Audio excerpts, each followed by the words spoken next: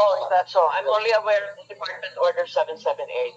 But with the Quadcom, there's a formal turnover of documents. I see.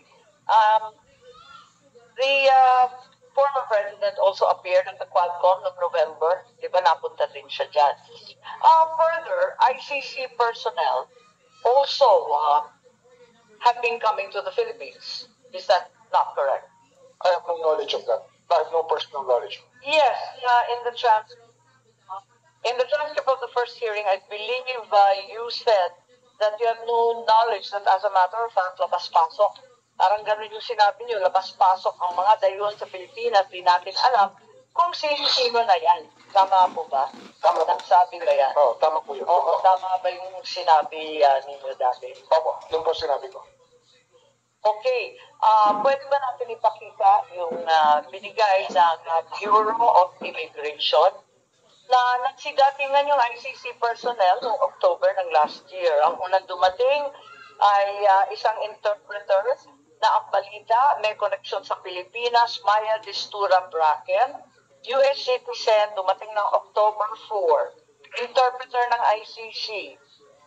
May dumating na hindi ko sigurado kung narito pa kasi ang balita umiikot dito sa iba't ibang luxury hotels. William Rosato. Ang balita, British siya, dumating October 15, abogado ng ICC. Hindi naman po sekreto so kasi nung hinanap ko yung mga pangalan, nandun naman at naka-LinkedIn na ICC sila. Nandito sila sa Pilipinas, yung flight details narito. Andito rin yung si Mr. Kasam, Canadian, dumating dito at siya rin ay security expert. Ganon din, dumating rin dito Mr. Kalak, British, October 24, investigador. Hindi po ninyo alam to, parang natanggap ko lang to sa Bureau of Immigration, sa pagkaintindi ko ay nasa ilalim po ninyo. Nung panahon na yun, ma'am, I had a gallbladder operation. So I was indisposed for around 2 weeks or 3 weeks. October po. October. Pero hanggang ngayon, nandito pa raw o kaaalis lamang, halimbawa si Mr. William Rosato. Mula October hanggang very recently yata, o baka narito pa. Nababalitaan kong umiikot dito eh. Wala akong nag-advise sa akin. So, at hindi ko naman kasi tinatanong na, sa mga na paniniwala ko talaga, labas-pasok lang po talaga ang mga tao sa atin. At hindi naman pwedeng tanongin kung ICC sila o hindi. Hindi naman pangkaraniwan tao to eh. Talagang ICC investigator to. So, walang pake ang DOJ, hindi kayo interesado ICC nang pinag-uusapan. Ano ho yan unless meron po silang naging atraso sa bansa at meron silang ginawang illegal, ay wala ho tayong magagawa. Dahil sinusubukan po natin igalang talagang karapatan ng lahat. Sinasabi ninyo na ganun, subalit, mukhang may proposed agenda sila para magbigay ng mga dokumento, affidavit, mga post-mortem record. Somebody clearly arranged for their accommodations and transport, hindi po ba? Alam nga naman, nagtangkar yan, tatlong sakay ng jeep para umabot sa Batasan. Kasi sa Batasan sila di ba? Alam nga naman na alam nila, mga British, mga American, nakakakuha sila ng dokumento sa mga presinto. Hindi nga namin makuha, mga senador kami.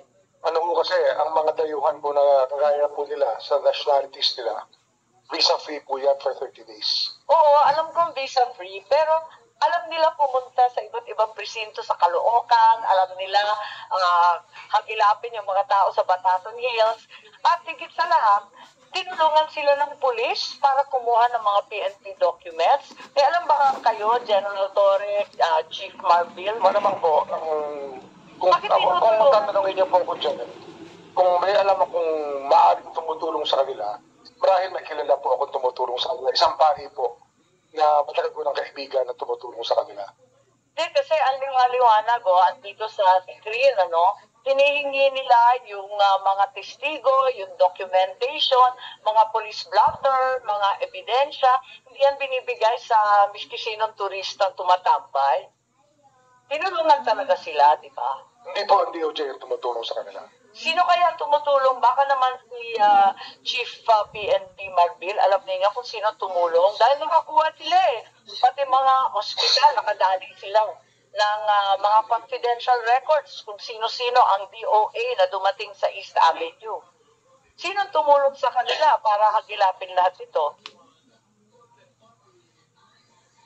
Hindi naman makapanipaniwala isang British, Canadian, Amerikano, nakakaikot sila, sisipot sila sa presinto, ibibigay ng pulis lahat ng dokumento. Marami kong kasing civil society organizations na tumutulong talaga sa kanila. Di ba yan din nga ang reklamo nila, hindi sila binibigyan ng dokumento ng pulis? Baka si Chief Marbil, may alam mo po ba kayo? Bakit binibigay lahat itong kinihingi?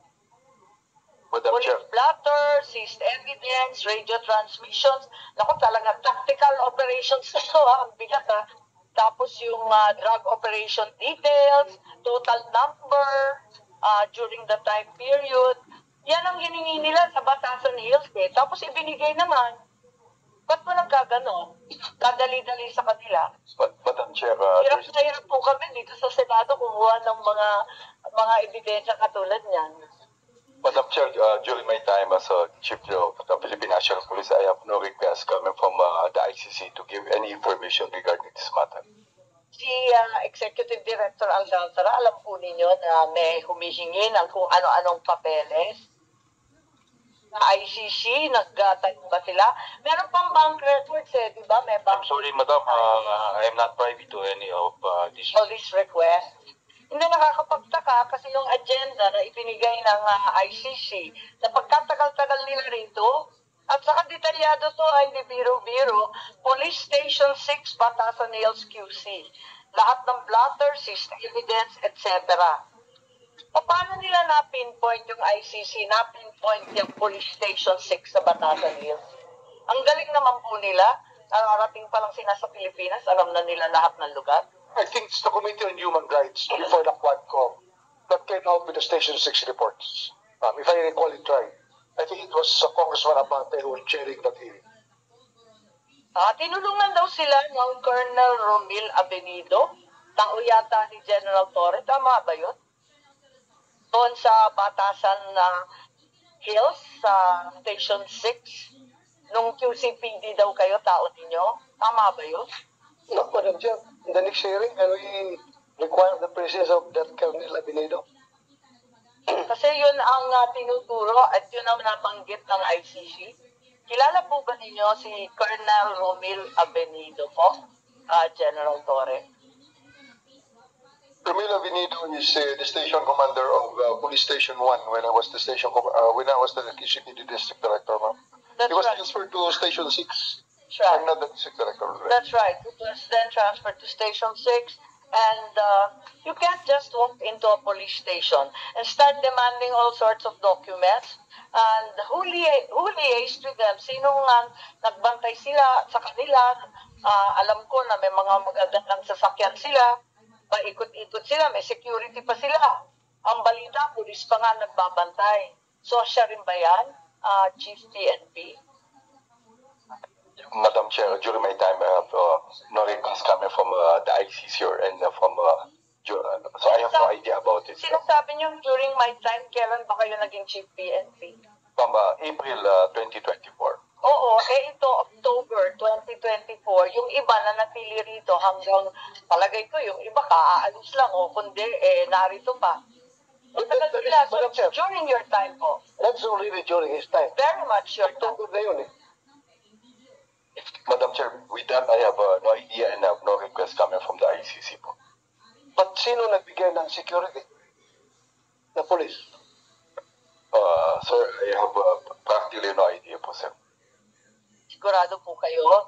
Kasi nakakuha rin sila ng medical records, may financial records, police records, forensic evidence. Medical records are confidential, alam naman natin lahat yan. Paano nila nakukuha lahat yan, pati CCTV? Paano nila nakuha? At very precise ang pagkakuha, ang dali-dali. Sino tumulong sa ICC sa palagay ninyo? Wala ba kayong suspetsa o alam kung sino? Ma'am, Madam Chair, we will just investigate, but I have really no idea regarding this matter. Si General Torre, pinuno ng CIDG, siguro alam niya, kapag may tao na nagtatanong sa mga presinto, sa mga ospital, hindi ka ba magdududa, mga dayuhan pa man din? Hindi ka ba magtataka, napatanong-tanong? Siyempre, aalamin mo, ano ba nangyayari dyan? Ba't nakikialam? Hindi mo ba naramdaman na andito na yung mga dayuhan, tanong na ng tanong, ang dami-daming hinihingi ebidensya. Sino tumulong sa kanila? That is why, Madam Chair, I move that a certain Kerel Abinido be required to be present in the next hearing. Ganon. At may nababalitaan kami, may Mark Diskay daw na alalay nila. Tapos nasa 5-star hotel sa Raffles. At madalas sa Maidas. At doon nagtatrabaho. Maraming presidential suite, sunset suite. At kung ano-ano, 5 to 6 security daw na pinrovide ng ating kapulisan at 4 to 5 na mga super na nag-i-standby. Tapos umiikot sila, may mga escort pa sila na Pilipino at ang balita ko, nagka-problema pa sila dahil dun sa Forbes Park may umihi yata at nagalit yung mga kapitbahay. Kaya ako lang narinig to kasi mga VIP daw, kaya hindi daw pwedeng guluhin. Wala kayong nababalita ang ganyan? Yung tungkol sa pagtitipon, pagkakaladkad sa iba't ibang testigo dyan sa Maidas Hotel, may mga important individuals, mga VIP rin, na ini-interview nila 3 oras minsan. Hindi rin niya napapansin. Madam Chair, I have no idea regarding this matter. May balita na si dating Senador Trillanes, may ganun din. Si Ambassador Macanilao, meron po kayo alam dito? Kasi hindi rin namin alam to. May alam ba ni kayo kung sino ang tumulong sa ICC? Wala ka, wala. Wala akong knowledge regarding sa ICC on their dito status nila dito. So walang may alam kung sino tumulong sa ICC. Pero tinulungan sila ng todo. At sigurado ako na may suspecha siguro tayo. Sino tumulong sa ICC? Andyan yung NSC, nakilaki ng budget sa Intel. May Intel funds AFP, may Intel funds lahat ng PNP. Ang laki ng confidential fund, Office of the President, may NICA. Sa lahat nito, sa bilyon-bilyon na inaalat namin sa Confidential and Intelligence Fund, hindi ninyo naramdaman kailanman na nandito na yung ICC October pa na nakaraang taon. Tama po ba? Patay mo nila. Walang may alam sa anuman, sa ating DOJ, sa ating PNP, CIDG, higit sa lahat. Wala kayong nakikita kahit kinukunan na tayo ng kung ano-anong ebidensya at mga confidential paper. Wala kayong alam. Wala. Madam Chair, for the PNP, we didn't get any request coming from ICC to help them regarding the evidence that they need. Okay, tignan natin. Sige, let's head on. Una, may Quadcom. Ikalawa, yung Senate Blue Ribbon. Ikalawa, yung ICC mismo napunta rito.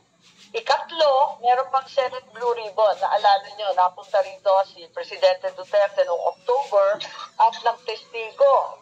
Kaya lang, walang sumipot kina Garma, Leonardo at Kerwin Espinosa. Diba yun yung nangyari sa Senate Blue Ribbon? Maliban doon, ikaapat, may DOJ case build-up. At naaalala ko, eto na naman yung memo natin na nagkaroon ng task force on 4 November, already alluded to by our prosecutor to cooperate with the Quadcom. Am I citing this correctly, Prosecutor Fadrian, please? What we have, Madam Chair, was a department order issued by the Secretary of Justice creating the task force which would look into the investigation which was being undertaken by the Quadcom at the time, and following the leads and working with law enforcement authorities to try and come up with the possibility of reviving these old or cold cases. So yun po yung department order na nag-create noon at binigyan po sila ng 60 araw base dun sa unang department order na nilabas para mag-submit ng kanilang initial findings. Dumating dito yung ICC October, biglang-bigla, November 4, nagkaroon kayo ng task force. Ang ICC ba ay humingi ng tulong sa DOJ? Wala po, categorically, I will say, Madam Chair, na wala pong lumapit na taga-ICC sa amin, sa Department of Justice, para humingi ng tulong patungkol dito sa mga investigation. At hindi naman po ilang volunteer na tulungan yung mga ICC? Wala po kaming maibu-volunteer kasi hindi naman po namin alam kung sinong kakausapin at wala po nakipag-ugnayan sa amin. Kasi may ibang nagsasabi that the task force was supposed to pick up where the ICC could possibly have left off. Tama ba yun? Hindi po. Ang sinundan po ng task force dyan, tulad po ng binanggit ko kanina, yung mga resulta ng investigasyon at informasyon na nakuha at nakalap ng ating Quadcom Committee.